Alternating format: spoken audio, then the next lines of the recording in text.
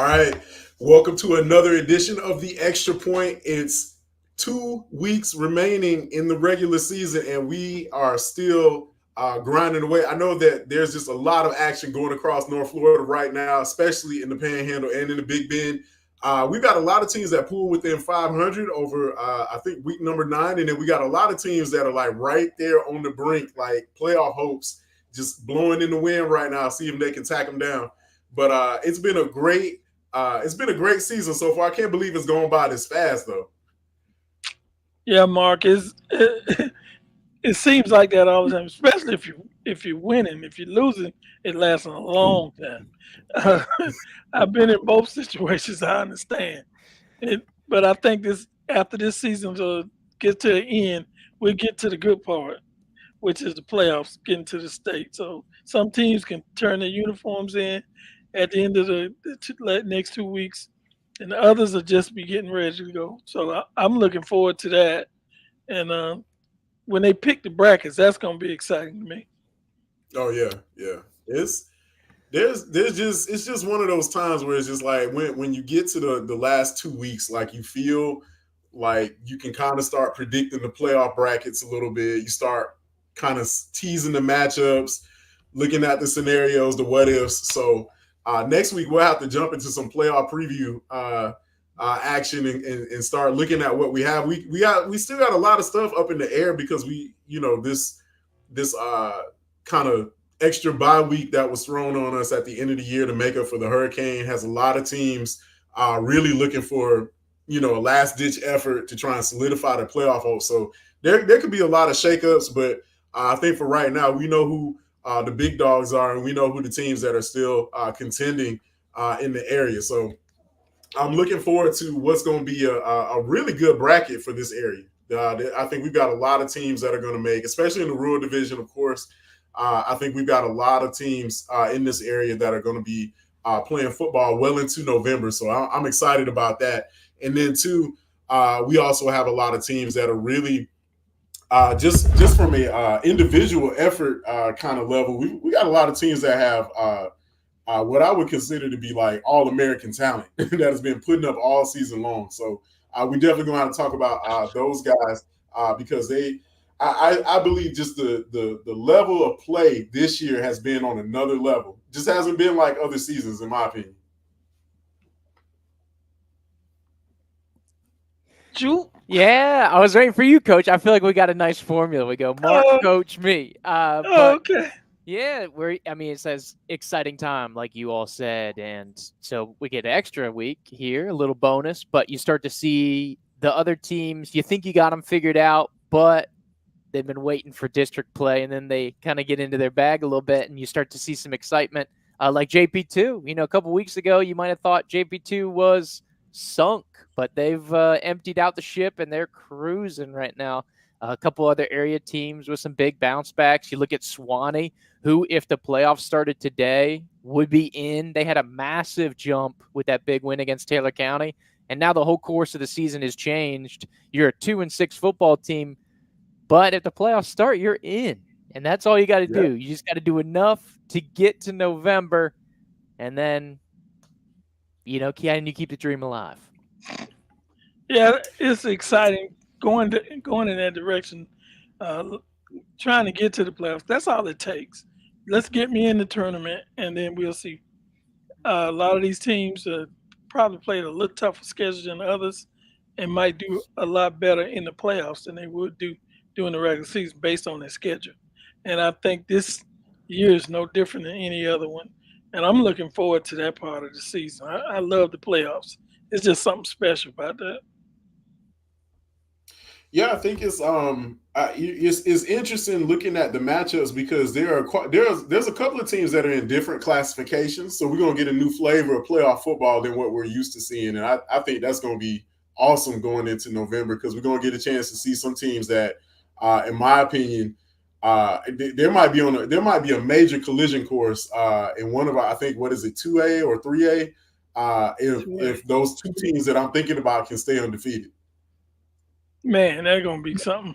And I know you're talking about the two regions up, the two areas in up this North Florida with some undefeated teams, and Man, it's sort of sad. You get, in basketball, in college basketball, you get to play a bunch of games and stuff, and but then you just got one tonight. Is it? You might be 10-0, and you lose one game, and it's over. And Yeah, it's yeah, brackets don't set. They seed you, but in your region, if you got two good teams in your region, it don't matter what the seeding is. You're gonna face that good team right off the bat, and maybe having home field advantage might help, or it might not. You just not might not have your A game that night, and it's over. Great season. I think last year we had what Walton was undefeated and lost like in the second yep, round. yeah. You So kind of when you're undefeated, you want to continue. So because you don't feel you're not used to losing, and then you lose in the playoff, and it's kind of weird. You're like, dang, we out of it, and we might have a better record than that team, but it doesn't matter. yeah, Yeah. That's always wonder, coach. So, like, on your standpoint, just as a little aside, and reel me in, Mark, if I'm getting into the weeds, but it almost seems like, to me, from that perspective, did you almost want to lose one in the regular season so they taste a little bit, or did you just want to keep it rolling and not try to get anything off the tracks? You wanted to win every game. Uh, Losing never came in your mind. It's not. That's sort of like something people talk about in the press. right. That ain't what you every week. It's you want to play your A game, Mhm. and the only thing different. I know it's a cliche, but you want to get better every week, and you don't want to go backwards. And losing maybe seem backwards, but the way the system's set up, you can afford to lose a game, but you want to win. You don't never want to lose a game. Because you do see that sometimes. It's almost like, not to put this on every team, because I mean, I know every team is different, but it's almost like sometimes that you start to drink the Kool-Aid, so to speak. And so you're like, man, we may not lose ever. And then boom, week one, you're done. Man, Quarterfinals, season's over. that's not a good situation. You don't want to lose. You Yeah. never want to lose. I know I didn't. yeah. It's rough. The playoffs is one of those where it's just like, I mean, and I think that was there's always a flavor to like having your rivalry games at the end of the year, but it's so scary because one false move and then you don't have to start a running back, you don't have to start a quarterback. One of your playmakers is out. I remember that happened to. I think that happened. I think that Happened to us. We were the number two team. I think we were for the whole season. We was 1-2, and we got to the last game played, uh, Gaston County, East Gaston at the time. And the first thing that happened, our star running back had a concussion. Then we lost our starting guard. Then we lost another player, and we limped into the playoffs. And we lost to a team we probably would have beat on a regular in a regular season game very easily. But we lost some of our main guys right at the end of the season. And I know it's a debate whether some coaches you got the playoffs locked up. Should you hold back some of your players? But in high school, I don't think that's a good idea. You want to keep playing. Kids want to win. You never want them to talk about losing the game, and not and if you're a central player, you don't want people to think that this person better than that one, and you take him out. But man, that is devastating. And we were playing up, so it took out some of our best players.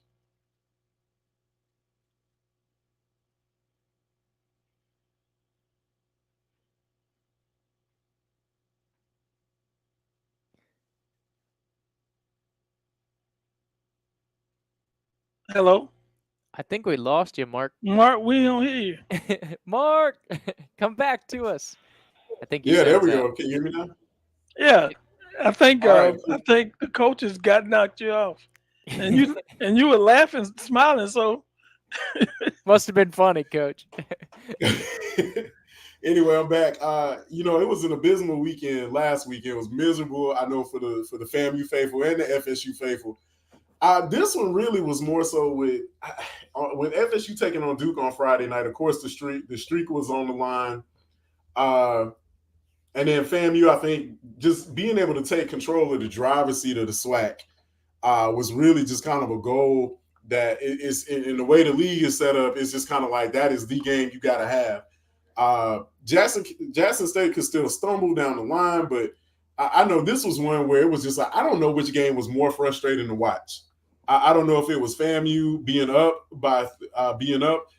with 3 minutes left to go with the football, or if it was Florida State that just had I don't know. I just think about just the fact that there are some playmakers, although they're young, but they're not getting enough touches, and it just Duke was not a very good football team, in my opinion. Mark, it was the only thing that was going on. It was Christmas in Tallahassee because both teams gave out a lot of presents. FAMU gave out a couple of scoopy scores. Florida State gave out turnovers. It was very frustrating for a fan because if you play a clean game, you got a great chance of winning. But when you turning the ball over, man, that is so frustrating. I can't imagine the coach. It's out of their hands. Kids, you play the game, you hoping everything go all right. You might get away with one turnover, but when you turning the ball over back to back to back, and both schools did the same thing. FAMU turned it over twice, and was when they turned it over, they would lose.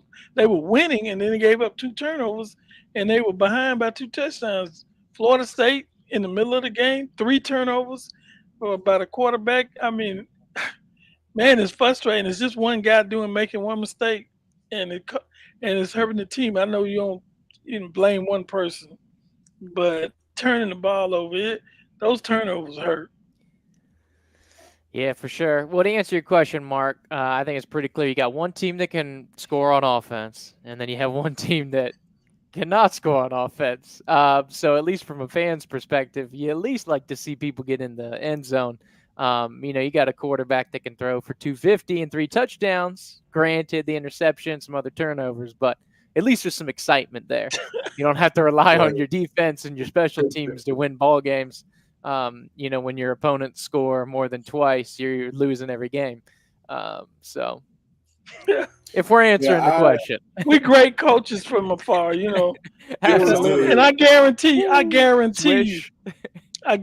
you, these are things they work on every day in practice. Every day, coaches work on fundamentals, and they work on it. But when you get to a game, things just happen.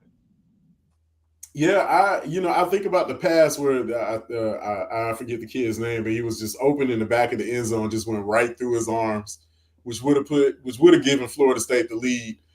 But I gotta hang the most frustrating game on the FAMU Jackson State game. I just feel like being in a situation like that with 3 minutes left to play, that's just, and then you the benefit of 5 turnovers. The defense did its job, in my opinion. I just think got to hang that one on the FAMU offense. They for whatever reason, like they came out. I feel like that was a goose egg in the second half, and really not even the second half. It was really the fourth quarter. I feel like there were opportunities that were there. They just couldn't take advantage of them. But FAMU still has I think if they can win out and Jackson State stumbles down the line, because Jackson State still has to play Alabama State, so that could be a game that could allow for a 3-way tie. And I don't know what happens in the event that there is a 3-way tie, but FAMU still got a lot of work left to do with Alabama A&M. With Florida State, I have no idea. I think it's just really at this point I can see a lot of transfers coming in or leaving out at the end of the year. It just failed experiment. Think they got a clean house, and Mike Norvell got to go back to the drawing board at this point. So yeah, all right. Just don't turn the freaking ball over. That's all. All right. Yeah, opinion on. Yeah, go ahead. I was just saying, quick question. You worried about Southern at all? Always. Yeah, if they don't, I think the defense is playing well enough. But if and I like Richardson. Richardson actually bailed out FAMU a couple of times down the stretch, I think, to sustain some drives. I just think the play calling was kind of suspect. It's kind of predictable with just run, pass. But at the end of the day, the I got a players problem don't with that, want to do it. Mark. Mark, I got a problem with that. Being a coach, you have They no had something idea, that was working and they went away from it. I don't know but you why. have no idea. You have no idea, fam. You change plays at the line. They don't everything. Yeah, They don't run. I Don't don't blame. think the It's play calling was the problem in the game. I don't think that was the definitive factor. I think at the end of the day, it's on the players on the field. If you fumble it's the ball, execution. It's yeah, execution execution. will kill you every time. But it would have been 99 nice for them percent. to have mixed up something because I felt like Daniel Richardson had a whole drive where it was working and they just went back to the run, and it just seemed like Jackson State was keying in on that. So. But again, fam, they got a lot of stuff in front of them where they can get some things done if they play well down the stretch. So Just let's go ahead and freaking jump win, baby. into Just win. Hey, what. Let me one get other your thing opinion about on this. FSU. Let me get one thing about FSU. Last night, uh, Kennesaw State upset Liberty, which was undefeated. It can happen. Kennesaw State hadn't won a game, and they beat an I undefeated have to team. see it to So, believe it. I so have it to can see it. it can happen. It can happen. I What's just your want to opinion say on that. this? What's your Huh? opinion on this? What? The NCAA is eliminating the national letter of intent. I need to understand all the ins and outs. What do they mean by that? Because it's got used with the letter of intent was a contract between the player and the university. So Mhm. you telling me I have no guarantee from you. That No, means it you says I can. financial aid and scholarship agreements are expected to be used. So no more. Basically, they're getting rid of the process of the fax machine and the letter coming in. Man, that's the best part about signing day. It really Man, was. kids signing a piece of. A lot of times they wasn't signing much what people thought they were No, they signing, but last it's several I, years they don't really sign anything. They just kind of it's in an the war room. agreement. Yeah, the fact I it really was a fax machine. It was a fax machine. Man, I don't understand this situation. I really don't understand it. So giving an opinion because it's the letter of intent, like I say, was a contract between the player, the individual, and the university athletic department. What is the guarantee now? Why would I sign some? I mean, what's my guarantee about you taking me in? Because if it's taking the university off the hook, I don't think it's very good. If it's putting them on, if it's another way of doing it, because you got some rules too. When you sign a letter of intent, you have to have a certain GPA, and you got to have scores on your test. It has some limitations on it. So you could just say, I want to go to your university, and you in, you know, Yeah, I don't. the letter of intent didn't guarantee you a scholarship, but if you have financial aid It and you one have a you scholarship, the letter of intent guaranteed you 1 year of academic at the into the university. It didn't guarantee until you met all the qualifications. When you meet the qualifications, you're in the school. Is a contract between you and the university. So if you just gonna go to the school, if they saying they don't have to sign a letter of intent, uh, what is your guarantee of going to school? Because and right now, the way the system is set up now is that the guys go to university. They're not signing many high school kids. Maybe half your class is high school and the other one's transfers.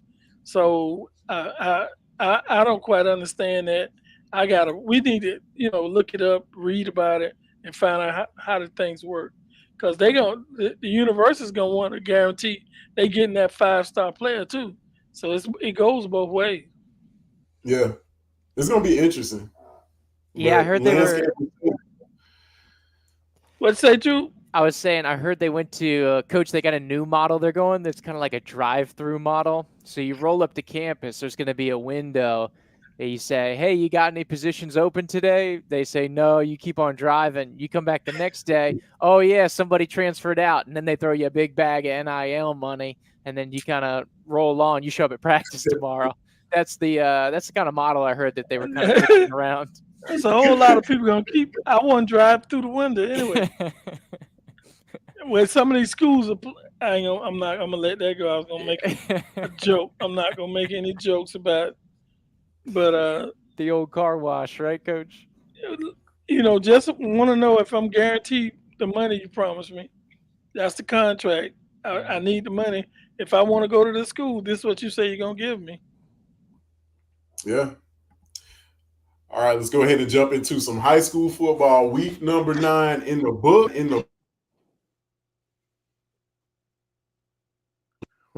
Okay, there we go.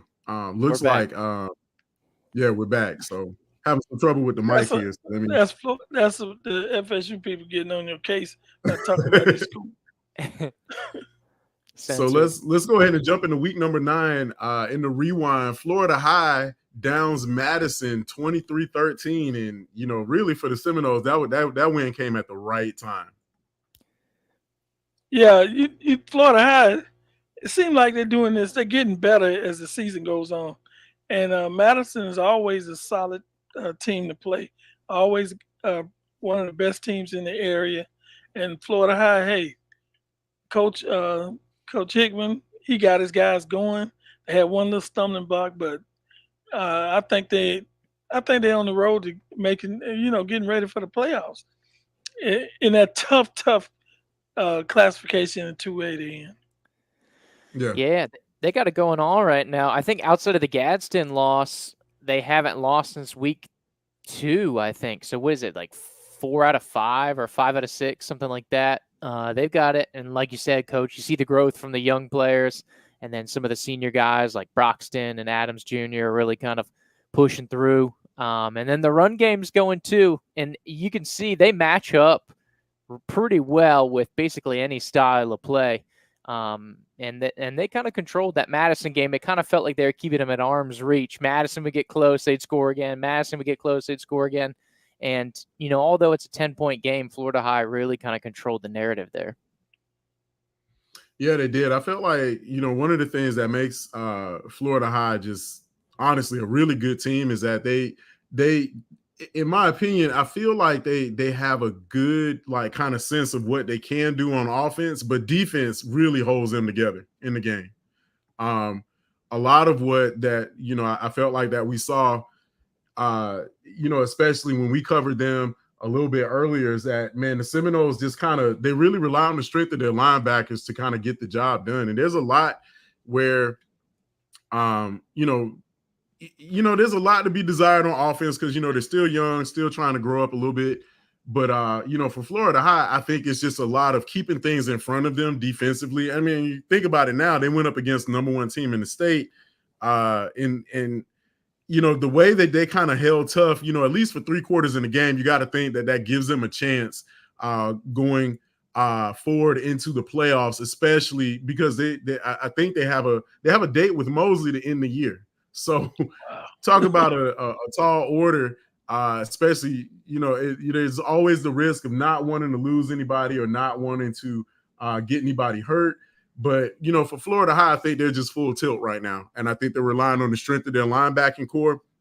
And, of course, they got a couple of running backs that do really, really well in that offensive scheme for them. So, Seminoles are definitely can give a lot of teams a lot of trouble, but it's just whether or not they can find some sparks on offense. Man, I think with the way they played last week, they are in line to do what they're trying to do what they do, but they got a tough road to get to where they want to get, and that's to the finals.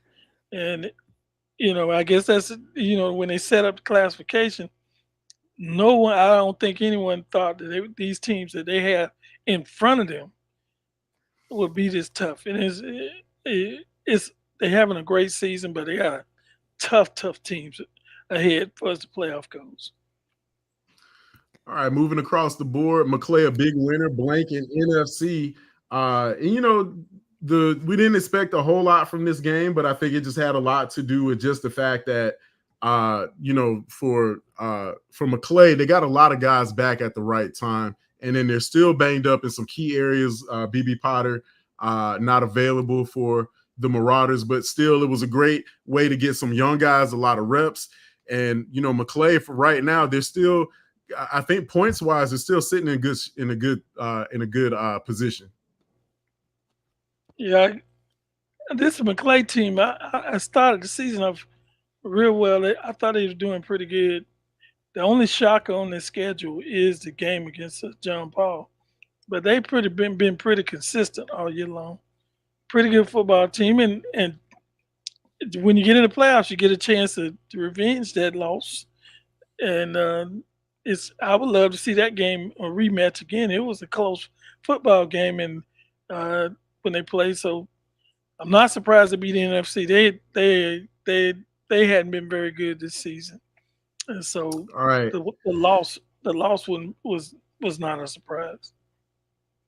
Moving on, Liberty County downs Jefferson County, and this one was one where we had this one kind of picked to Shocker. just kind of look at a couple of heavyweights going at it, or at least two teams that are on an upswing.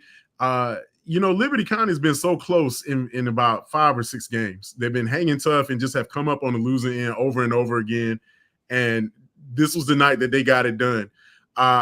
Looking at the way they move the ball, I think that Liberty is just one of those teams where they're getting better, but the record doesn't reflect it. But you can see that there's talent and some playmakers there. Just weren't able to kind of show for it in the first 7 games. But Jefferson County, really, I think for this team, looking at how they were able to move the ball against a lot of other opponents that they had, I knew these teams were going to be evenly matched to a certain degree, but the Dogs came out on top. Jefferson County falling, I believe, to 5-2 on the year, or 6-2 on the year. So Tigers still got a lot of football left to play to make some noise in their division. But yeah, Liberty County just caught them on I think caught Jefferson County just clicking on all 6 cylinders, and it showed. Yeah, Mark, it was a surprise because you're talking about a Liberty County football team that hadn't won a game. They played close. The week before it was a 56-53 loss, and then they come in the next week. I guess a lot of confidence playing Jefferson County. I watched part of that as one of the games I watched last Friday, and I was trying to keep up, and I was kind of surprised. I was like, man, the defense showed up, and I think that's why they run. That was the reason they won. They played great defense against Jefferson. Jefferson has those big receivers, having them jump ball catches, and they weren't able to get the scoring like they normally do. And Liberty's defense was really special last week. Yeah, I think the turnovers kind of killed the Tigers in that one. Yeah, for sure. And Liberty's explosive, gang. This isn't, the back half of the 2010s or the early 2020s that we saw for Liberty, kind of the ground and pound. Like, they're out there slinging it, and they've got athletes. You knew the trenches are going to be good for Liberty, but yeah, they matched up really well against Jeffco, and you saw talent on both sides. And then you see the kind of explosiveness against Cottondale. They came up a little short, but then you're like, man, this offense can get it going, and they are fun to watch. And they've really translated that over, got a big win. It's not likely that they get into the A bracket down there in rural, but I mean, crazy things are happening. Nobody knows how these numbers work. So if you keep getting wins, you start scoring points because, sidebar, margin of victory does come into account this year. It does. Just so you know. But which is a whole nother thing. I had my rant, what was it, last week? But you put everything in the computer. You got it. Yeah. Yeah, I think you're going to see a lot of points being scored at the tail end of some ball games, just to not to rub it in anybody's face, but because teams need separation to get in. And that's just one of those things that just is kind of an adverse offset of this playoff system. But I think you're going to see a couple of teams that are going to try and squeeze in a couple of more points, kind of throw the ball a little bit more going down the stretch. Moving on around the area, Child's a big winner as they blank North Bay Haven 42-0. And for the Timberwolves, this was one where it's just like, hey man, thank you seniors. Let's send these guys out on top on senior night. And it was a big win for those guys as Childs picks up their second win on the season over North Bay Haven, who is still winless, 42-0. FAMU High and Weewa Hitchcock went at it. And this is one of those where, the Baby Rattlers had some opportunities where, they really could have taken advantage and just ran out of gas going down the stretch as Weewa holds off FAMU High 40-30. Gators pick up their second win on the season. And, for FAMU DRS, man, I think that was one of those where they were really hoping to kind of get a victory out of that one and just came up short, as the Baby Rattlers are still winless on the year. Mosley and Arnold hooked up, and, man, I don't know if there's a more dangerous team right now aside from Gaston County than the Mosley Dolphins right now. They look like one of the teams to beat across the state, and they played like it. Handling and Arnold's they're not a slouch. I think Arnold has a pair of losses on the year that were kind of like, I think the South Walton loss was kind of a head scratcher a little bit, where they got caught flat-footed. But this is a team that really has some talent and has shown it. But man, when you play against Mosley, it's a whole different animal. And I think the Dolphins right now, they just look like one of those teams that just, I don't think anybody wants to play them. No, Mark, I was looking at the score at Gulf Breeze just in the second quarter. It's 42-0. So, I mean, Mosley is a dangerous team. And somebody on this staff said that they were going to be in the, they talked about how good they were. And it was that guy down below you. Oh, yeah, it was him. Oh, It wasn't. I thought it was Mark. But I jumped on the wagon somewhere in week 4 or 5. I jumped on it I jumped on it 2 weeks later. You got to the offensive line, though. Look at how the offensive line moves. That's probably one of the best. I think they have the best offensive line in the area. Just looking at the way they're able to run the ball effortlessly. Mark, I thought when I saw them play Rickards, and it looked like it wasn't nothing Rickards could do. They just ran the ball down and they just ran it, and it ran it down Rickards' throat. And the defense wouldn't allow Rickards to do anything. And I'm like, man, they in the trenches, they dominate on both sides. And as just a season, when you're going undefeated and you winning the way you win it, you're not just barely getting by. You dominate. Great job Coach Wimbledon is doing it at Mosley. Yeah, they got it going on. And like you said, I'm glad you brought it up, Coach, because when Mark was saying, yeah, we'll probably see some points running up, I was like, yeah, Mark, there's one going on right now. It was 28-0 at the end of the first. They're absolutely rolling, and they're on their way to lock up the district, it looks like. But, man, it's a shame. I think, 3-4 years ago, I believe there was one season that Mosley had kind of lower enrollment, and Gadsden, after the merger, was like 4A.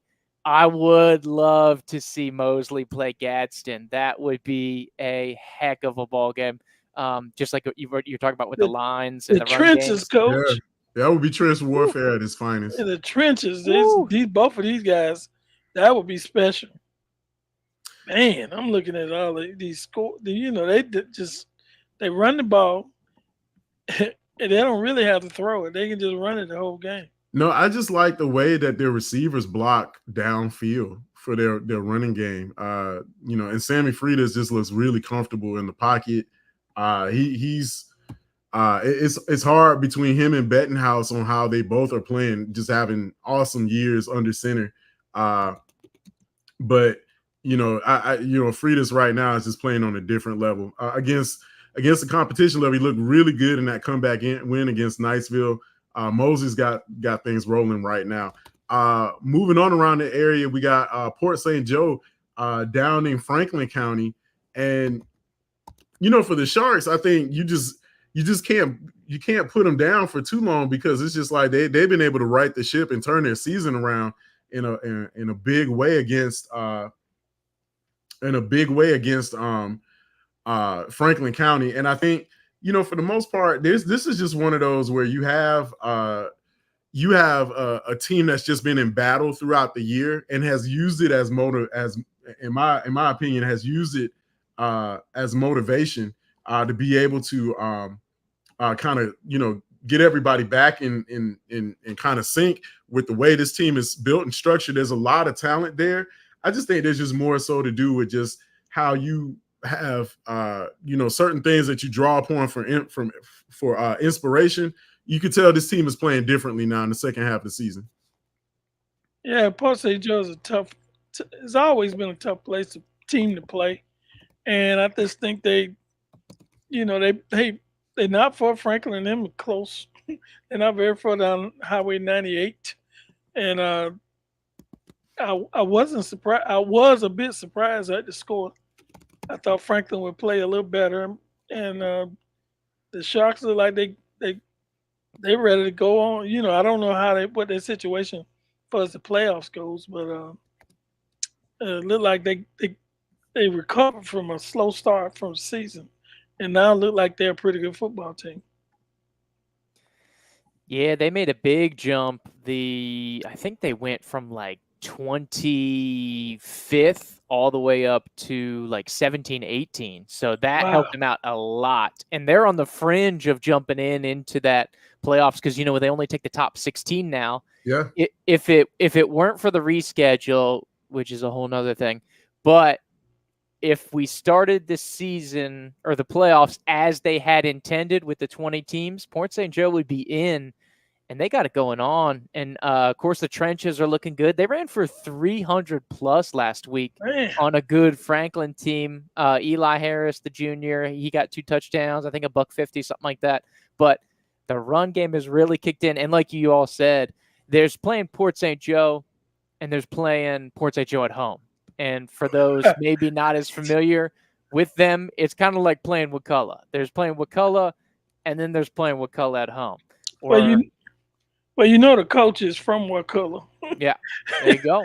Yeah, and he's was a quarterback for Wakulla back a little while back, and probably bringing that same kind of culture, which Port St. Joe already been one of the tougher places and tougher teams to play. So. Not a surprise, man. Not a surprise. So, Franklin County, we talked about this, Jude, for a moment, just the points and how that works. And it looks like it might be working against them right now. Yeah, and so that's the thing is, based on your situation, it's a really delicate balance between that strength of schedule and winning the game. So they were kind of getting a raw deal. The state does not, a big picture, the numbers do not like them. And then when you add a couple losses into the mix, I think it's like 2 out of the last 3 that they've suffered. You still got a great season at 6-2, but you're on the brink of holding on to the playoffs right now. If they started today, they'd be the 15 seed, the second to last team in. They'd be kind of skirting in there. But that's kind of how the system rolls. And in rural, there's going to be good teams that get left out. So in the upper classifications, I feel like once you kind of get to that 7-8 seed, sometimes it gets a little watered down or maybe it's oversaturated. But the rural, there will be good deserving teams that do not make the cut. And it's a Shark Tank. And you see some teams that are kind of on the fringe, like Franklin and Jefferson are on the fringe right now. And then Port St. Joe and Hamilton and Sneeds, some of these other guys are on the way up. And it's going to be a log jam these last couple weeks. And I think you may see a team that previously was not going to schedule a game. We may all of a sudden see a Max Preps game pop up on November 7th, like you just saw this week. Bluntstown and Port St. Joe just picked up a Week 12 game, which is one of those bonus games, which could potentially help them both out. That's going to have a huge... Yeah, it's going to have a huge effect. And we'll have to wait and see how it rolls out. But the way that everything has been situated this season, I wouldn't be surprised if we saw a huge reshuffling in week 11. Other scores around the area, Suwannee picks up a huge win over Taylor County. And, this is one where I'm just going to be frank. I couldn't get to the bottom of this. This one looks like Taylor County might be missing a couple of guys in action. I don't have any confirmation, but we will definitely find out if that is the case.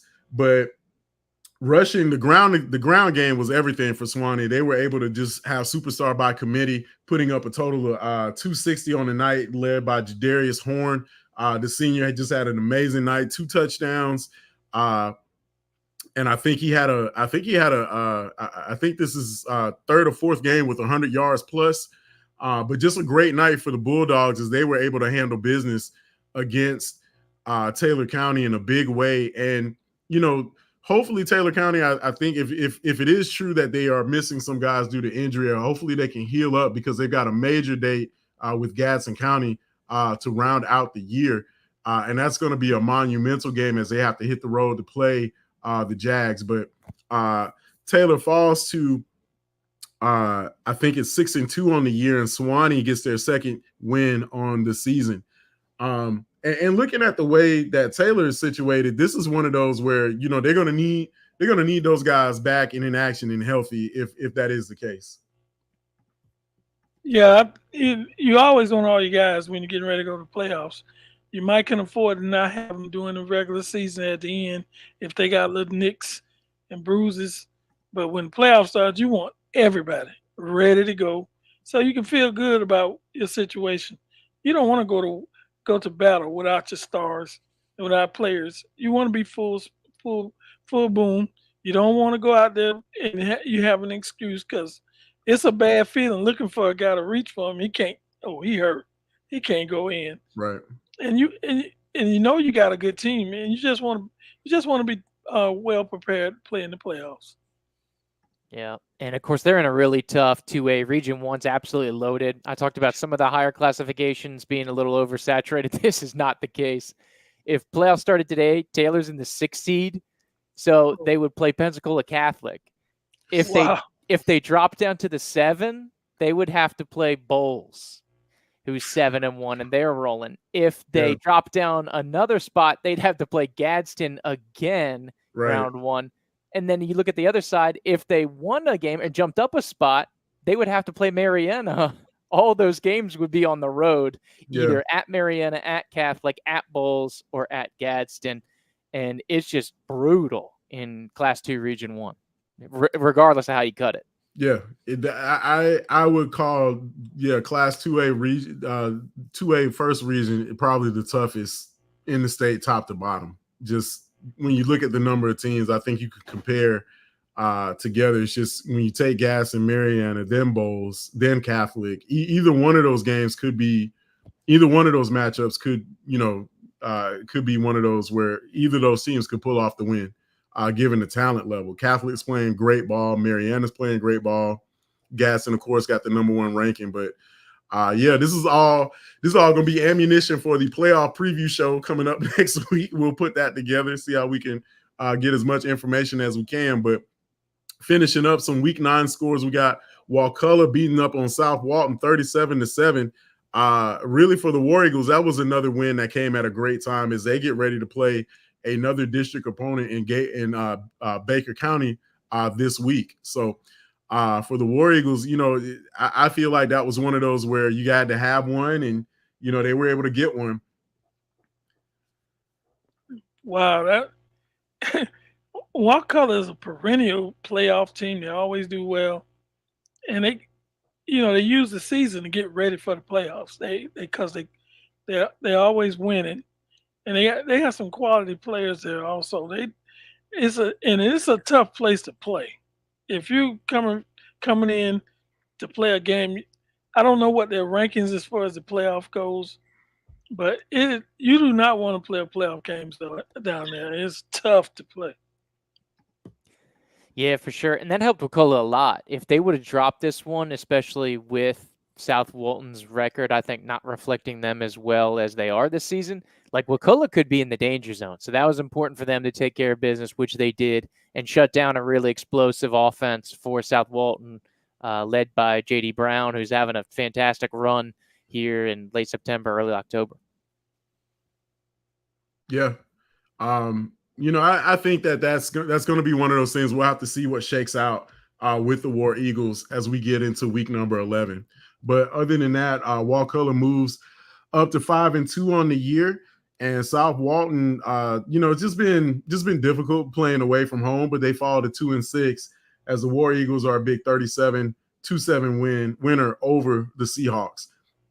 Now let's go ahead and talk about this team as promised. I know we had a lot of people waiting on this one, but Mariana, this is one of those teams where you just gotta tip your cap to what they've been doing this year. They've been getting it done week in and week out.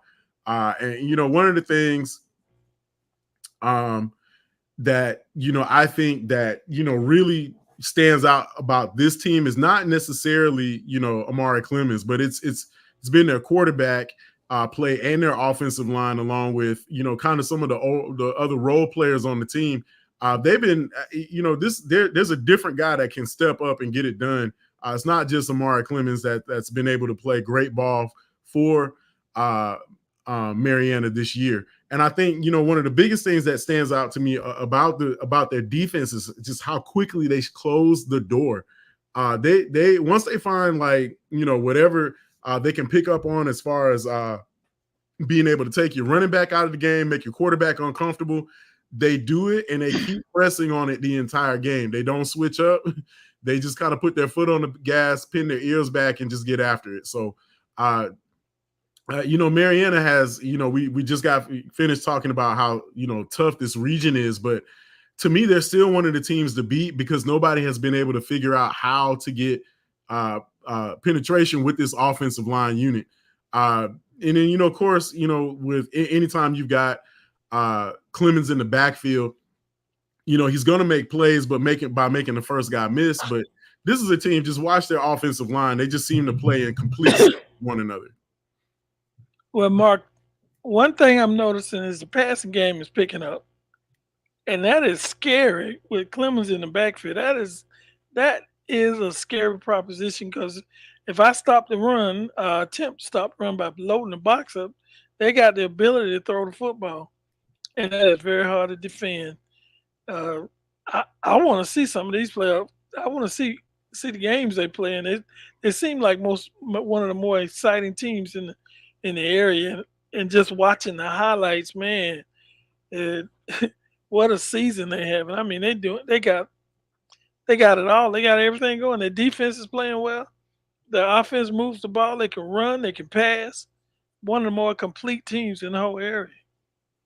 Yeah, I definitely like, the Bulldogs' chances to go, super deep in the playoffs.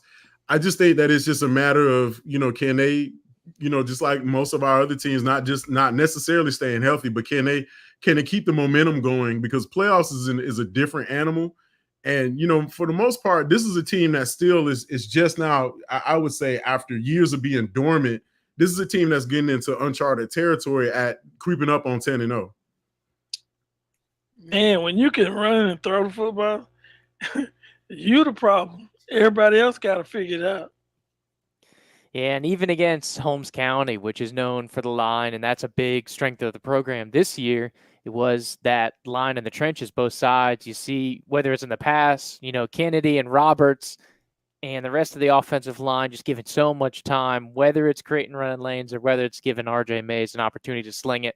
But you're right, Coach. They have been throwing it a little more. So it almost is like they're trying to play a little cat and mouse. Hey, we'll run the ball. When you see all that running film, then we're going to start throwing it. And then, so now they, like you said, they got teams guessing. It's hard to figure them out. And kind of like what Mark was saying, nobody has figured it out. Largely, the only one that you really kind of think back to is Walton, which he was just like a race to 100, basically. So they just ran out of time. But yeah, I look at Mariana as one of those teams that it's going to be super exciting if they should draw a Gaston County or a Catholic in the third round or so, because I expect this is kind of what we expect to see is looking at teams that really, really have separated themselves facing off against one another. So it's going to be a great. I think it'll be a great showing when we actually can see that taking place. But until then, we got to see what shakes out in the rest of the playoff picture. Bozeman edges Rutherford as the Rams looking for that crucial third win, which might have shifted certain things, but the Bucks closed the door as they're a big winner, 20-19 over the Rams. And for me, I feel like that's what the doctor ordered for Bozeman. That was the right win at the right time. And it just kind of, hopefully, I think that, for Bozeman, we'll see what shakes out. But it's definitely going to be kind of difficult for a team to kind of get going when you have the kind of schedule that the Bucks have had. But we'll see how things shake out for them, because there's definitely still a lot of football left to play. Yeah, that market that was kind of surprise for me. I thought that Rutherford was probably come in there. They've been improving. Their team has been improving as the season goes on. But Bozeman hung in there. That 1 point victory, boy, that was a close one. And you never know. That's the kind of win that could take you over the top. Kids get a lot of confidence, and really, this game is about being confident in what you're doing, executing. And I think this is one of the games I saw too. It was nip and tuck that whole game. One team just pulled it out just a little bit more than the other one. Yeah, Bozeman looked like they went on a tear to come back in the second half. As you know, Rutherford, I think they jumped out early to start that game. Yep. Yeah, and that's Bozeman's got it going on. I was kind of showcasing a little doubt because they fell to Destin, who was kind of winless, and I really haven't been impressed with what Destin had going on. It looks like it was kind of a trap game, but they've won 3 out of 4. They went 2 Sneeds against a big physical team, and then also the last 2 weeks was at Rutherford and Port St. Joe. And then you look down the schedule, North Bay Haven and Bay, couple Oh man. victories, even with the bump up to 2A. The Bucks could be making a late run at this thing. Don't go selling the house, Mark. Yeah. I picked Rutherford going into this game, and for the most part, coming into it, at least in the first half, looked like they had all the momentum, but the Bucks snatched it right back, and that's kind of what you want out of your playoff teams. Can you make plays to shift momentum to be able to create more opportunities for you guys going down the stretch? Because a lot of what playoff football is just the fact that like you have to take advantage of every opportunity, even though things may not be going your way one particular quarter to the next. And I think Bozeman really kind of proved that against Rutherford. For all intents and purposes, they came out really flat in the first half, and I think for them being able to crawl back into that game really showed a lot about who that team is. Well, Mark, you got one thing you got to notice uh, when they get to the end of the season. They play North Bay Haven. A lot of, I think about 6 players from North Bay Haven transferred to Bozeman, so they're gonna be fired up to play that game. It's exciting playing your old school. Absolutely. You can see Hayden Gay had a great game, 17 of 25 for 278, 3 touchdowns. He's one of those young guys that's getting better.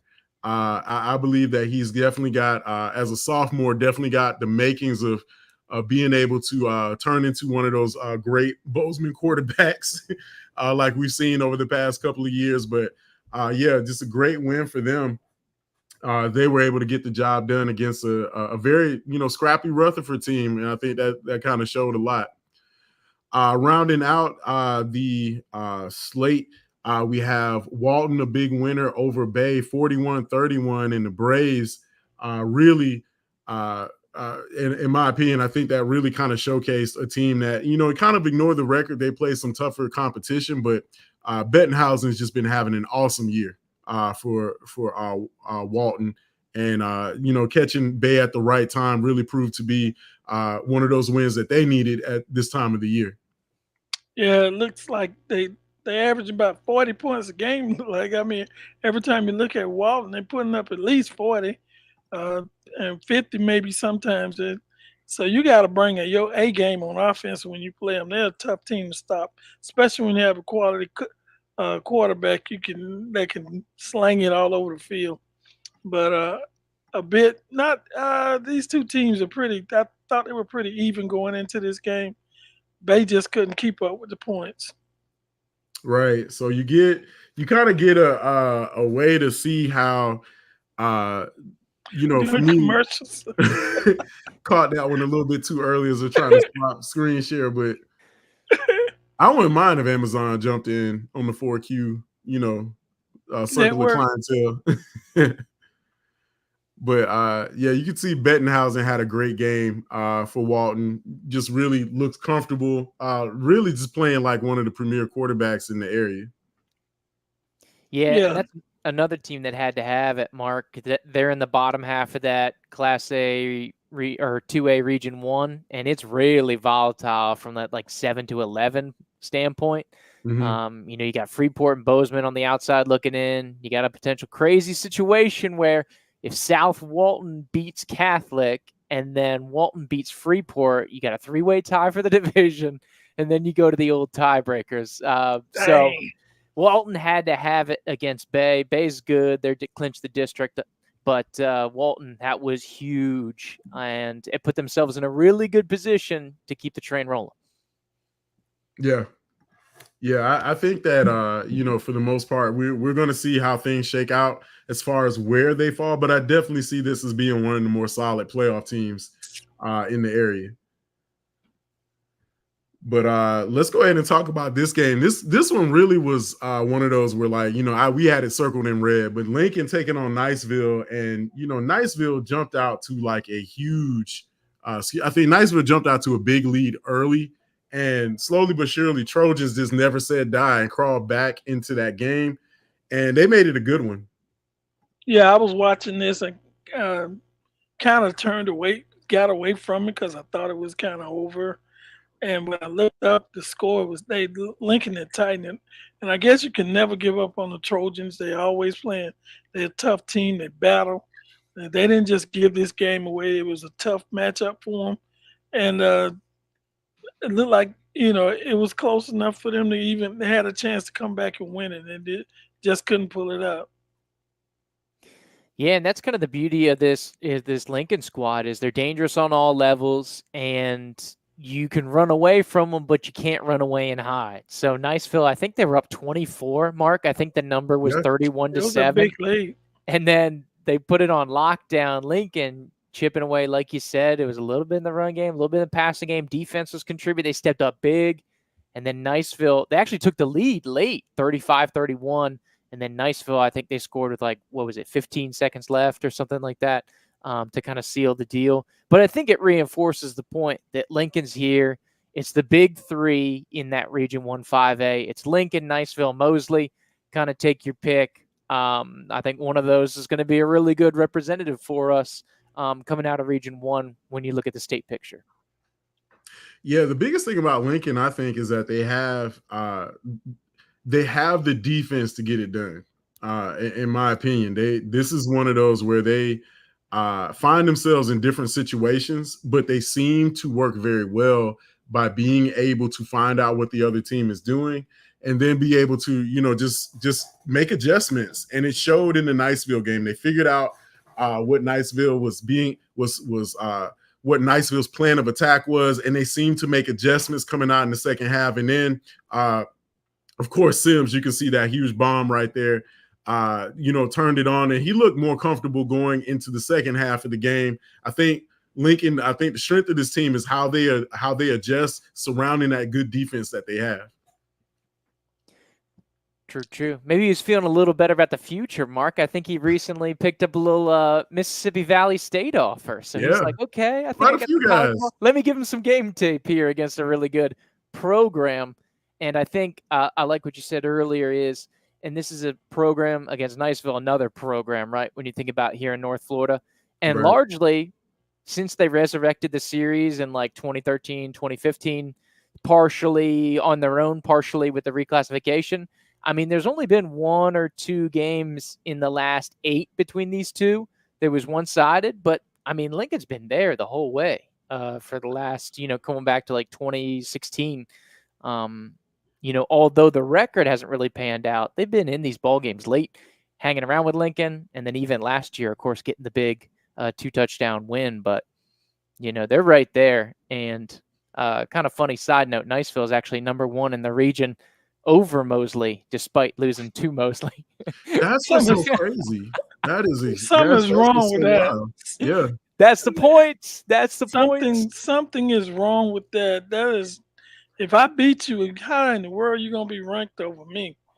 What they need to change something in the system they got? That don't make any sense. It doesn't make sense at all. No, I agree with you, Coach, on that one. There should be, I'm sorry. I think we need to go back to having the voting system come back in. I think people's opinions should matter a little bit more than the points of the algorithm or whatever they're trying to put together. All they got to do is make 1 or 2 changes. It'll work. tweak it every year. You'll find out what works. All right. Or you could be in an endless process where you're trying to figure it out. Either Yeah. way. I think it was fine, when let the teams battle it out on the field. Forget those numbering systems. If you beat A, B, C, you win the district, Yeah, and then you get to be you. And if you're a district winner, just you get an automatic. I guess you get a buy. I don't know, but I you get can't a see reward. how head-to-head points wouldn't double or boost your score up significantly. So, yeah, we'll have to see how that shakes out because I just don't agree with that either, Kofi. They're gonna Uh, call us and ask us what to do. So anytime you got a team that beat another team and they are ranked over them, it's a problem with your formula. right. Gotta be a big winner over Fort Walton Beach, 33-12. Cougars keep rolling. Man, he couldn't even wait to get to that one, could he? You can tease me all you want to. I'm just going through the scores as it is. Sure, Mark. Sure you are. Oh, don't worry. We're gonna get to the Raiders in a little bit. Okay. But one of the key pieces of why Godby has been in this position is just Perryman. He's been playing just completely on a different level this season, and it just shows. Just looking at he's been able to just be a defensive force for Godby. Has them at a level right now where I think Cougars are 6-2 right now. Yes, sir. Sitting in district, sitting in the driver's seat of the district, with them going into the bye week. I know they'll take the much needed week off, going into their open date. Rounding out the scoreboard, we got Bluntstown was a huge winner over Northview, 38-0. And then this one, I'm trying to get this one pulled up because John Paul, just watch out for the Panthers, but they are now 4-4. Sitting in the driver's seat of the district. And, I think for the way that the first half of the season went for them, I don't think anybody saw this. But, man, G5 has been playing at a different level for them. And, John Paul's is one of those teams where, you can't really sleep on them too hard because they find a way to just hang around in games. Yes, I agree. Next. And I mean, that's the thing. They can get you a number of different ways. So we talk about Lincoln. I mean, they're never out of reach with that passing game. G5 can sling it, but then the line is mean and they wear you down and they can run the ball. And they got Caden Collier, who basically plays every position on the field. And a couple other ballers all throughout. I can't go GP2 without mentioning my boy, Christian Williams. He's getting after it on the line. And that was what I was told by a couple people at that game. They said the line was the difference, and down the stretch, they controlled the Rickards line and came out with the victory. But man, they're on a collision course. If you fast forward to 1A, Providence better look out. If they get another shot at Providence, it's going to be different than the first time around. So I'm seeing if we can get something like that, which if they would upset Providence, could set up a regional final against McClay. Not to get too into the weeds. But yeah, I talked to head coach Hughes, and I think there's just an air of little bit of feeling disrespected in the city, and I think that John Paul definitely came out and kind of had a statement win, which now they've got victories over Rickards and Leon. I think they're trying to say, hey, wait, we haven't gone anywhere. We still have playmakers here, and John Paul, just like you were saying, Jude. There's a couple of scenarios where it's just like, man, that's tough. The way he bulldozed his way into the end zone. But there's a couple of scenarios where John Paul could be one of those teams that where we see them in the second and third round just based on the kind of style of play that they have. Defense has been playing on a different level and has really been getting after it. Yeah, if I'm on the other side, I don't want to play JP2 right now. If I'm PK Young, if I'm Impact Christian, I'm hoping we get somebody else matched up in that region. So, yeah, there's definitely going to be a lot of football left to play, but rounding out the scoreboard, just going to kind of run through these. Hamilton County falls to Dixie County 39-20. Moving on, don't look now, but Alcilla still undefeated 36-21, a big winner. The Warriors were over Bell, the Bulldogs, and I think they're this is 8-0 for the Warriors. So congrats to Kobe Roberts and his bunch. I know that they are. This is like the second or third second or third Osceola Warriors team that we've seen go 10-0 in recent years, or be on the door, knocking on the door of 10-0. Sneeze picks up a really big win over I think that's Lighthouse Private Christian Academy, 8-6. So that was, not very many fireworks in that game, but Sneed's a big winner in that one. Lafayette blanks Trenton 47-0. Vernon a big winner over Central 16-9, and then Chipley handles Destin in a close one, 26-21 on the road, and then Leon still looking for that first win on the year, falls to Bradford, which is really one of the more dominant teams in the state. And just, man, I just feel for I don't know how that schedule got put together, but with the level of talent that Leon has now and the mass exodus that occurred before the season started, Lions just right now in a position where hopefully they can get it done against, I think, Westside at the end of the year. Might be their first opportunity at a win as they take on Childs this week. I don't count the Lions out, but we'll see how that rolls. And, for the most part, this has just been kind of like where we really have gotten to that point in the season where, you look at how things have shaped up, and, it's kind of like we've predicted has gone expected. And I think that is being reflected here in the picks that we've been making. Let me see if I can get that pulled up real fast. So here we go for week number 9. Cofield in first place. Ayo. With a record of 19-5. I feel like I feel like you got a couple of lucky bounces your way, so I congratulate you. No such back thing. in the driver's seat. No such thing as luck.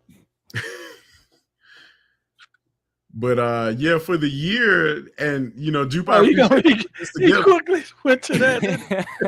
Hey, I gave you a shout out, but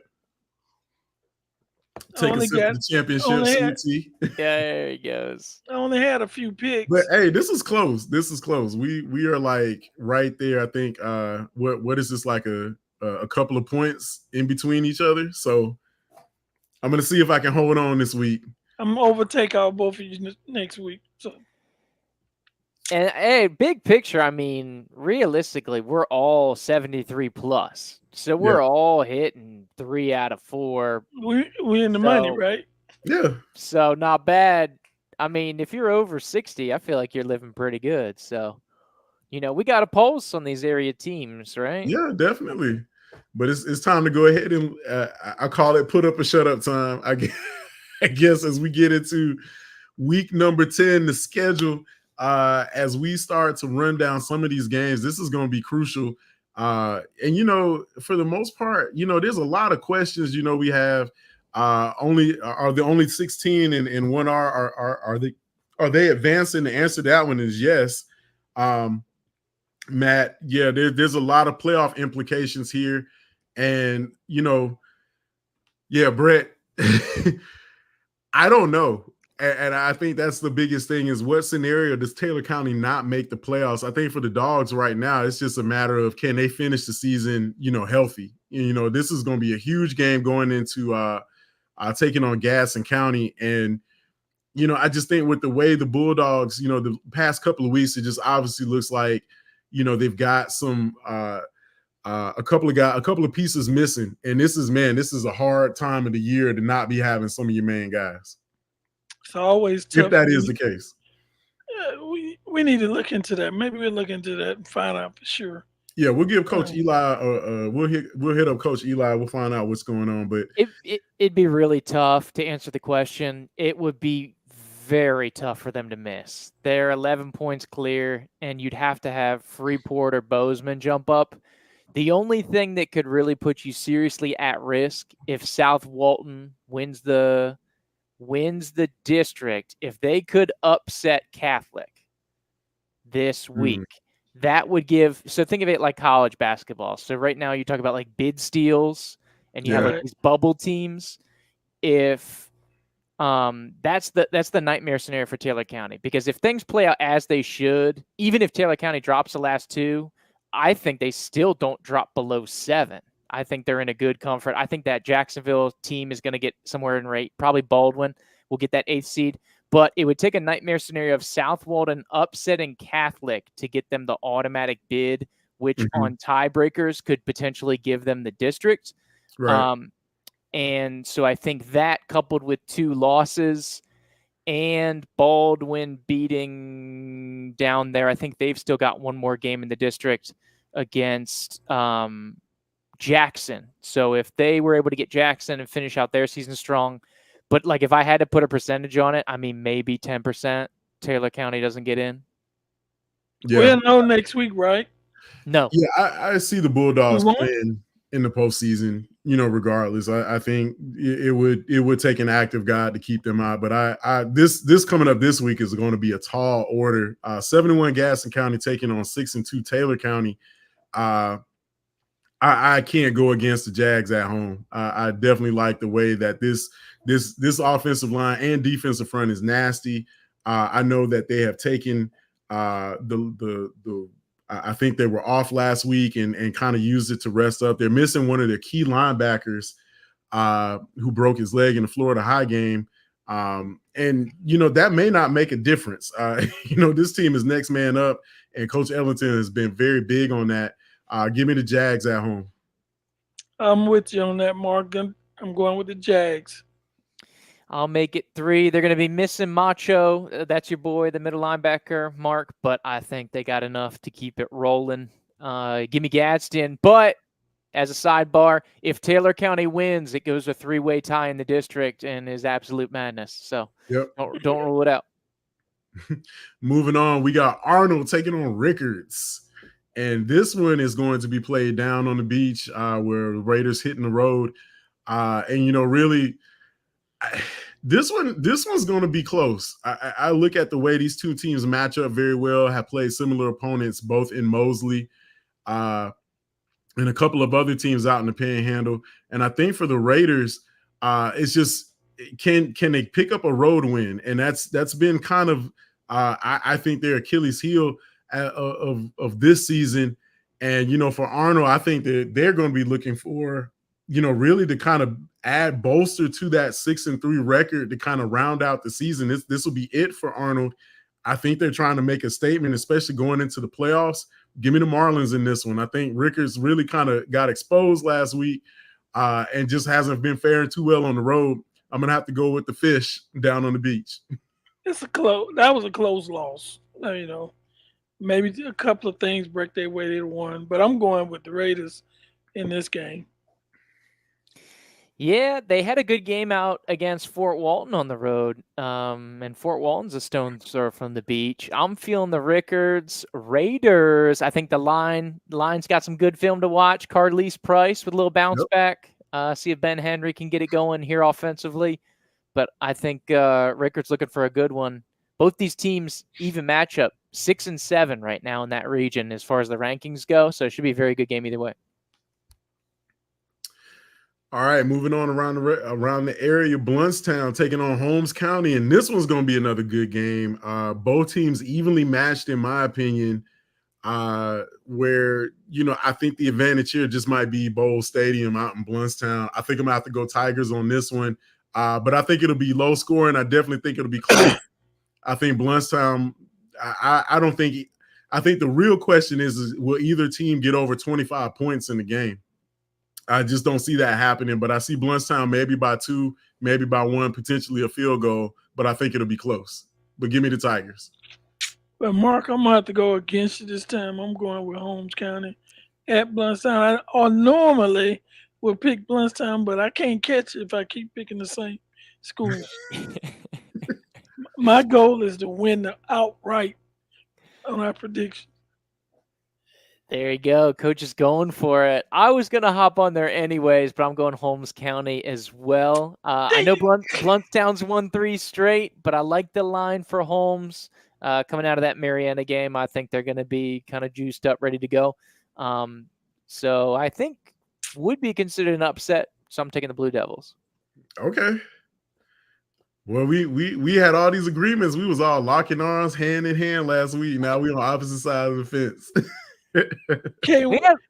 You can't come in first place if you got all agree. That is true. Another big game. This was going to be I think this one has my eye as well. Rutherford hosting Bay. This one you could throw the records out because this is a bit of a rivalry game. I like the way that Rutherford. I like the way that Rutherford has been playing as of late. They picked up some momentum against a couple of opponents and were able to get a couple of wins in the win column. Came up short last week against I guess given the comeback win to Bozeman. But Bay, on the other hand, I think has been playing pretty solid football. They're the district champions. They've been able to kind of,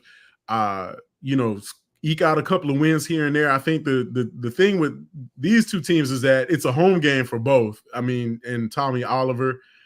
Honestly, I'm gonna give Bay a little bit of the edge here, and I think I might have to go Tornadoes, just given the fact that they've had a little bit stiffer competition on the schedule. I definitely think Rutherford's gonna make it close, but I'm gonna have to go Tornadoes with the edge on this one. Well, I'm gonna have to agree with you this time, Mark. Look like Rutherford struggles in those when it's a close game. They can't eke it out, and this supposed to be a home game, but it's on Bay campus, so I'm going with Bay High School. All right. Well, here's a split. Hoping we get some catch up. I like Reed on offense for Rutherford, and wow, they got the ball hawk back there in the secondary. He's got 4 picks. Hurd, I think his name is. Give me the Rams here. I'll go with a little differential pick here. I like it. We're gonna see how this one shakes out, but I had to teeter back and forth for a little bit before I decided on Bay. I skipped this one, but T-Wolves hosting the Lions. Give me Charles. I'm saving my one lone Leon pick for the end of the year. I got Charles on this one. They look like they got a lot of improvement last week. Yeah, in a rivalry game, you might think that they cut them slack in a regular game, but definitely not. Anytime they're going to have a chance to take down Leon, they're going to try to take him down big. So I'm going to go with Charles. They still have an outside chance to playoffs too. So for those that are dreamers, gentlemen, you got to take care of business against teams you're supposed to take care of business. Yeah, I think Timberwolves are going to be looking to win big, score some points against the lowly Leon Lions, but I'm saving my Leon pick for the end of the year. But give me Charles in this one. Let's drop down the row. St. John Paul hot right now, going up against winless FAMU DRS, and I'm going to have to go Panthers in this one. I'm going Panthers. They look like they on an upswing. They're on the way up. They're improving every week. Coach Hughes is doing a great job. He has some great tutelage to get the way he is today, but he is and it's sort of funny. He's a graduate of Florida A&M University Developmental Research School, so I'm sure when you play your home school, you want to look good, and you try to beat them. You try to beat them real bad. I'm going with the Panthers. There you go. I'm going to take a couple apples off the Coach Cofield coaching tree there, gentlemen. I'm also going to go with JP2 here. They like playing on turf. Did pretty well against Rickards last week, and I think this is one at Bragg. Wow. Give them another turf matchup here. Get it going on. I go JP2. Would be above 500 for the first time since week 1 if they get the dub. That's awesome. Yeah. That's a great turnaround for the year. I mean, that's a heck of a turnaround. Yeah. Mm-hmm. Moving on around the area, Port St. Joe hosting Sneeds. Man, Tiger Sharks are hot right now. They have looked like they're really hitting their stride here in the second half of the season. I look for them to pull even to 500 at 4-4 after this matchup. Give me Port St. Joe. Where is that game being played at? Port St. Joe. Well, I'm going with Port St. Joe then. All right. Let's gather around the fire, gentlemen. I'll go Tiger Sharks as well. They're feeling it. They're feeling it right now. I'm on board. All right, let's keep it rolling. This one, I had a hard time with this one, but Franklin County hosting Lafayette. And this one, these teams they're pretty evenly matched in quite a few areas. Don't sleep on the records. Lafayette has had a couple of close ball games, but they've forgive me, I need to pull up this kid's name. The receiver is having an amazing year for Lafayette, but Franklin County has been a little bit up and down. They had the tough loss against. I think they had the tough loss just a week ago. And then, of course, they ran into the juggernaut that is Cottondale earlier in the year that handed them their second loss. Yeah, I may have to go Lafayette in this one. They faced a little bit tougher competition. I think they played against Chiefland, Fort White. I think I might have to go Hornets in this one. I'm not going to go through all that rigmarole. I'm going with Lafayette. Yeah, I was worried about it with the quarterback change, but Williamson's looked good. So I don't know if he's fully taken over. They're doing some kind of platoon quarterback, but there's been no letdown. And Lafayette's been on a little bit of a roll. I'm going to try to bring up the schedule, but 2 in a row here. Ever since they got that Branford win again, it seems like they started to right the ship. But yeah, schedule's been tough. And I know they can score. So it's going to be hard for Franklin to run away. So I got Lafayette as well in this one. All right, cool. Bozeman taking on winless North Bay Haven. Give me the Bucks. You didn't have a commentary on that one? And I think I'm going to just go with Bozeman myself. For a point of clarity, Mark, technically both would be the Bucks. So can you provide a little more clarification on your pick here? Yeah, give me Bozeman. You finna get a text. You finna get somebody gonna comment. Give me Bozeman. All right. Well, we want to keep everything on board here. So hey, you got North Bay Haven. No. You got the Bucks. That's what I heard. Bucks with no K. Bucks with no K. Yeah. You should have let him slide on that one. I thought about it, but I want to go down. If I'm going to go down, Coach, I'm going to go down with honor, just like I did last week with 10 losses. 10 losses. By any means necessary. Yeah. I'm liking Bozeman as well. Like we talked about earlier, they're slinging it. Hard to keep them down. And things not too hot here for North Bay Haven going right now. So I'm taking Bozeman. They're trying to creep into playoffs. Got to have it. Yep. All right, let's keep it rolling. Let's keep it rolling here. We got Walton taking on Freeport. Walton at home looks like a day. That's not a place I want to walk into right now. Give me Walton. I'm going with the Braves on this one. And I think that will put them at 500 as well. Well, I'm gonna have to go with you, Mark. Dangerous with Benhausen throwing the ball all over the place. I'm going with Walton. Freeport looked good last week. They put a little upset against Baker, but I think Walton has shown with a number of opponents that they can stop a rushing attack. That's Freeport's strength. So I'm going to go with Walton as well, gang. All right. Vernon taking on the undefeated team, the second undefeated team in Jackson County, Cottondale, at 7-0. I'm this battle of the winged insects here. Yeah, I'm going Cottondale on this one. Hornets over Yellow Jackets. I'm going with Cottondale. There's nothing much to say about them. Yeah, I like diving into the history books every now and then. Oh, my God. Our boy Odom went for 305 touchdowns last year. Maybe not as much, but I'm going to stick with Cottondale here. Yeah. Gotcha. Battle of the Bees, Mark. Battle of the Bees. All right. Osceola Warriors taking on Spring Creek. I don't know what's going over there in Monticello, but yeah, give me the Warriors. I like them to remain undefeated, which brings up that showdown at the end of the year against Franklin County. But I'm on the train with Coach Roberts and the Warriors. Give me Osceola. I got Arcilla. No commentary necessary. Yeah, I don't often pair up and root for teams from Gainesville. So part of the justification outside of a really good 8-0 undefeated Osceola team. So I'm taking La Rosa and the 8-0 Warriors to go 9-0 with a chance for perfection. Yep. Playing Franklin County end of the year. All right, moving on. We got Hamilton County taking on Trenton. I think the Trojans going to get their third win on the year. Give me Hamco. Why you want to pick Trent? Anyway. Why you won't pick Trenton? I'm picking Hamilton. I'm not even going to argue about that one. Yeah, for a second there, I thought did he say Tigers, coach? I heard Tigers come out of his mouth. Yeah, I'm taking Hamco as well.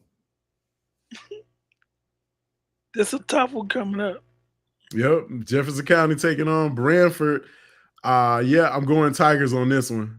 Where's that game being played? On the road. Yeah, I think it's at Branford, North Central Florida. I'm going against it's Branford, not Bradford. I know. Branford, not used Bradford. to go. I have been there a couple times. I'm going with Branford. Oh. Ooh. Can't win if you pick the same thing. Okay. Fair. Yeah, I liked the way Lafayette attacked Branford and Jeffco. Lafayette, I could see similarities in the passing game. So I'm going to take Jefferson County. Yeah, I think they'll bounce back this week. Gotta have it, too. Gotta have it. Lincoln. Wow. Whew. Man, this schedule, boy, they put that one together. Man. Yeah, give me Lincoln over the Commodores. I'm going Trojans at home on senior night. Yeah, I got to go Lincoln. Trojans. I don't know what the schedule Galley played, but I'm going with the Trojans. Yeah.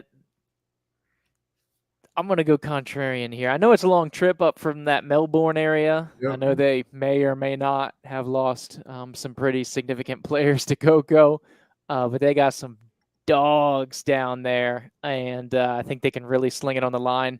They got a guy named Josh Allen, and usually when you have a guy named Josh Allen playing quarterback, that's usually a pretty good recipe.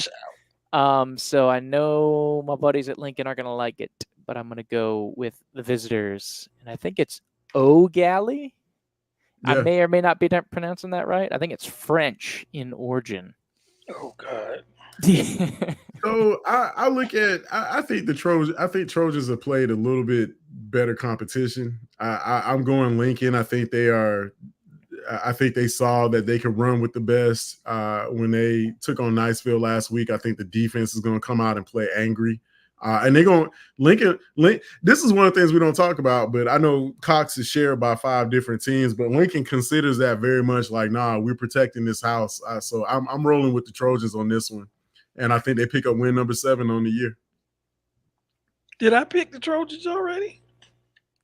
I think so. Yeah, Lincoln. Yeah, I got Lincoln.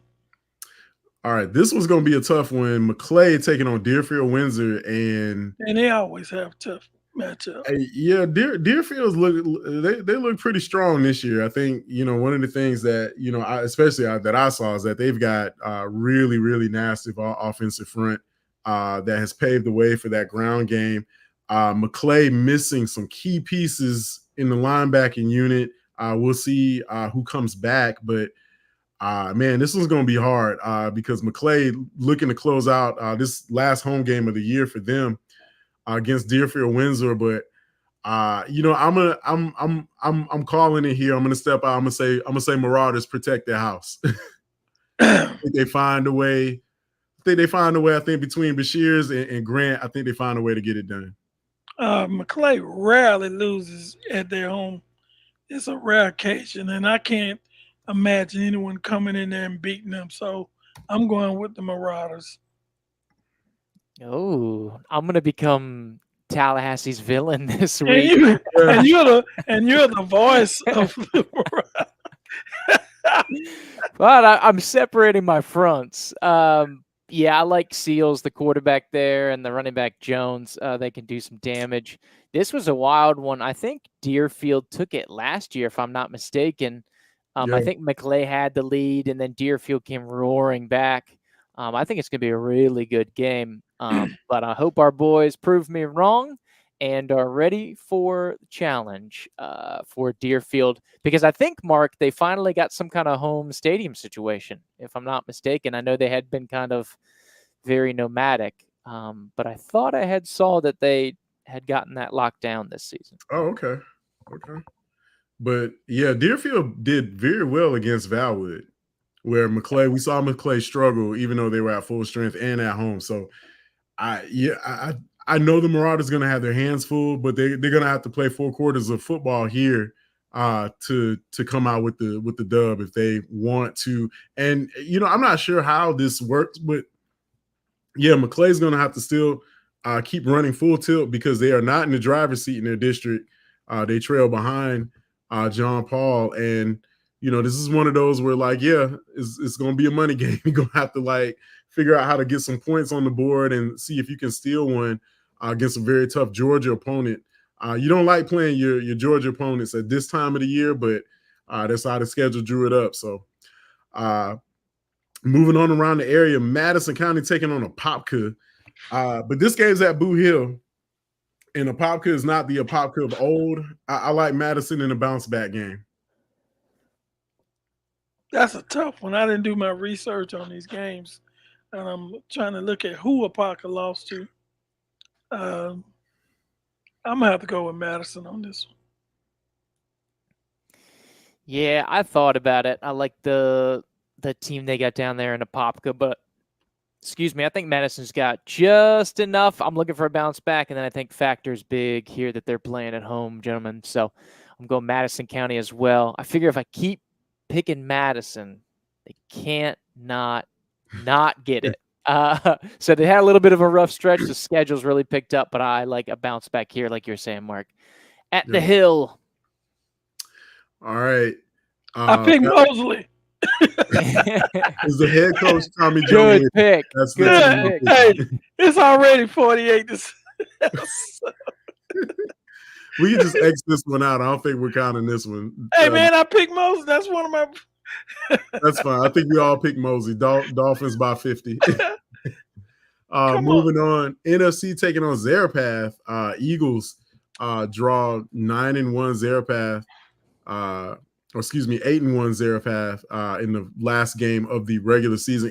And you mentioned this earlier, but I mean, there's a sliver of hope for NFC somewhere in there. Should they be able to pull off the victory? But I'm gonna have to go with the visitor in this one. I'm taking Zarapath.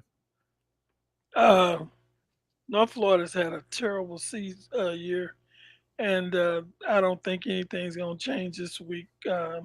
I'm taking Zarapath.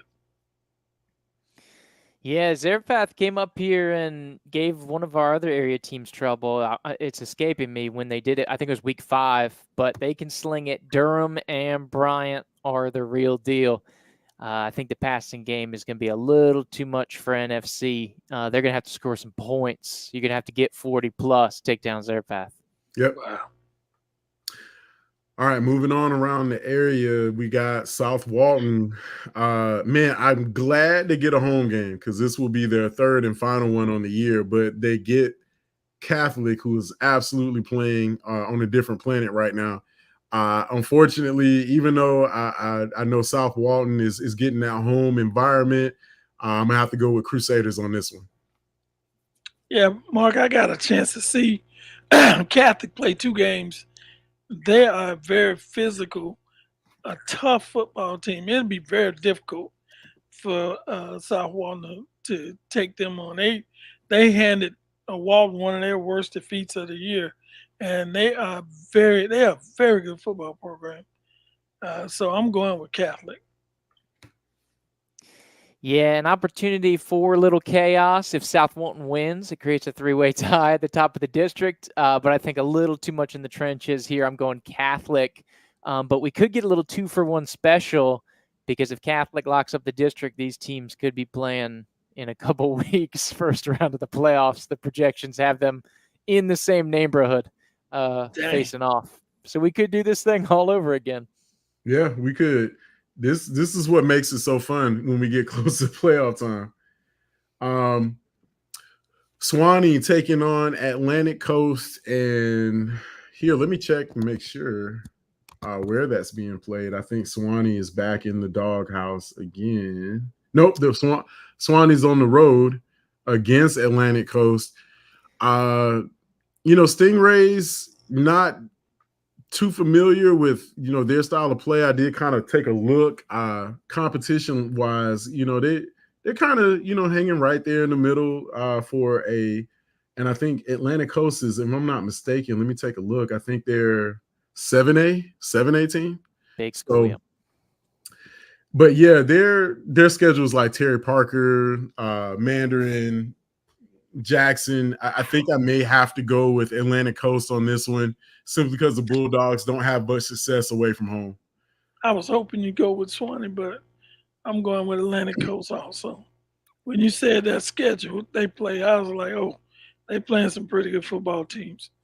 I'm going with Atlantic Coast. Come on, you. Pick the Bulldogs. I was hoping you guys forgot to do your homework. They got an absolute beast. Malpress in the front seven. They got another guy, Matthews.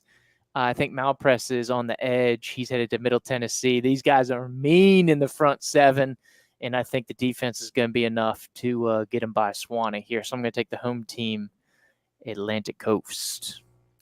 Yeah, they actually do match up somewhat well. I just think that Swanee just hasn't had any success away from home like that. And, Atlantic Coast, you're exactly right. Looking at some of the areas where Swanee has struggled, especially in the trenches, that could spell disaster, especially on the road going against a team that's got it working for them, especially in the middle. So, yeah, I think I'm going to have to go Stingrays on that one. Swanee, as a side note, they're one of our teams that picked up the bonus week. So they bumped their district game with Wakulla down there. So they're one of our 4 area teams that will be playing on Thursday the 7th. So an opportunity for a little win and in situation here late down the stretch for Swanee, because they helped themselves out real good with a big win last week. So maybe they just keep on rolling because they are healthy now. So you never know what can help it happen when you're healthy. So we got Wakulla taking on district opponent Baker County. And this one's on the road away from Crawfordville in the friendly confines, Jandy's Dome Stadium. Man, that's a tough matchup. I don't know if you've been out there to Glen St. Mary. That is a different atmosphere. Went there one time. Yeah, I'm gonna have to go. I'm gonna have to go Baker County Wildcats at home. Dang, Mark. Yep.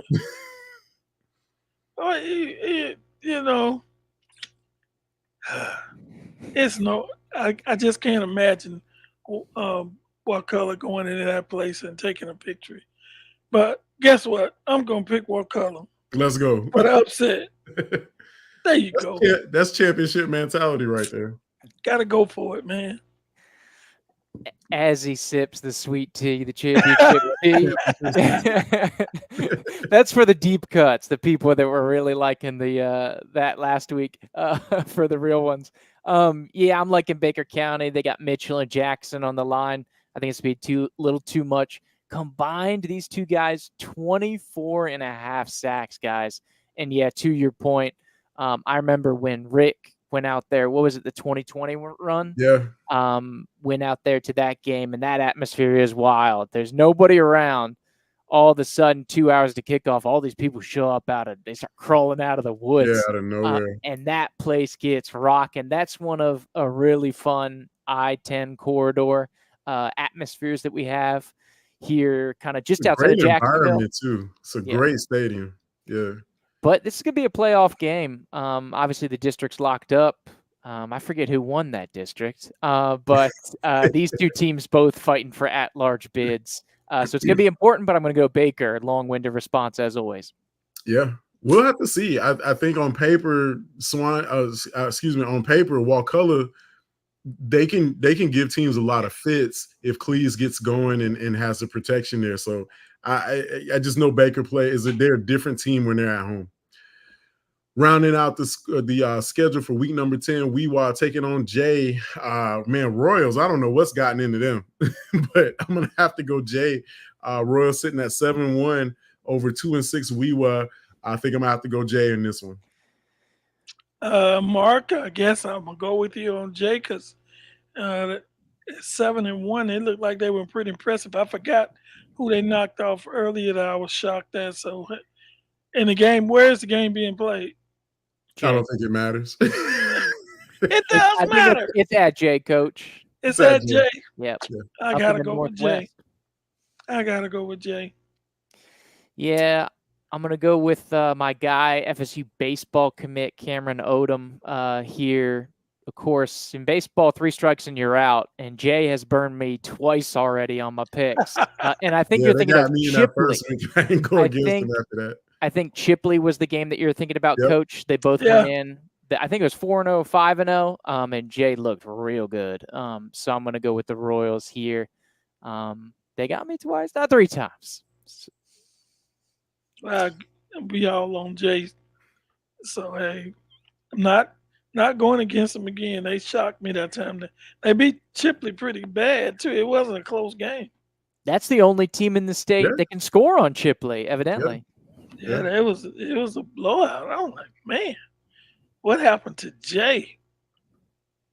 But if you're coaching high school football, usually about every 3 to 4 years you have your A+ team. So it's their turn. Yeah, Jonathan Ferris, long man. We've been knowing Jonathan Ferris since what 2009 to 2010 somewhere. Yeah. So, but yeah, of course, longtime Trojan supporter Jonathan Ferris wants to know, how does Lincoln get a home game? I'm not sure how that's going to work out for Lincoln. Looks good to get a home game without somebody either losing or. Excuse me. No. Wait. No, that they're not in. I think Mosley's in a different. That's a different district. So Lincoln should have everything already wrapped up. So yeah, Lincoln won a district. Yeah, they won a district. I keep thinking, because I get it confused with Region 1 has Mosley, Gulf Breeze, Niceville. So it's it's almost like Lincoln has played outside of their district, just the teams adjacent. But Lincoln definitely will have a home game. I think it's Charles and Leon and Lincoln. So that's District 1 that has all those guys, Mark, like you said, but it's not guaranteed anymore with the district. Yeah, that's right. But they do hold a tiebreaker. So if Lincoln were to go up against a non-district champion, they would get the host. So right now they're looking pretty good. They're in the 3 seed. They could kind of go back and forth. I feel pretty confident that they would have to fall to 5 to not get the home game. So if the playoffs started today, they would have a home game. You look at a team they would have to drop underneath, and it's Beachside. And Beachside has a district game coming up here. I forget who they're playing. I'm trying to check the sheet. Oh, it looks like they're playing Orange Park. So this could be a little bit of an interesting scenario with Ponte Vedra as well being in the mix. I think Lincoln having 2 more games. They're playing this week. Who do we say they're playing again this week? Man, I forgot everything that we talked about. Oh, yeah. So that'll help their strength of schedule, regardless of if they win or not. Yeah, so I think that a lot of what's going to play out here will happen in this week and the final week, especially going into that bonus week where we know, I think we'll have a lot of our information kind of buttoned up by then. But man, this is all going to be great stuff for our playoff preview show. We'll start putting that together, start working on that. But yeah, I think for the most part, I'm just excited to see some of these potential matchups start as we start to shake out the playoff scenarios. So this is going to make for great stuff for next week's show. I'm definitely looking forward to it. But with that, we're going to draw this one to a close. This has been the Extra Point for week number 10. And for 4 Quarters Online, my 2 tag team partners, as always, Coach Cofield and Andrew Jupe. We'll catch all of our fans across North Florida next week.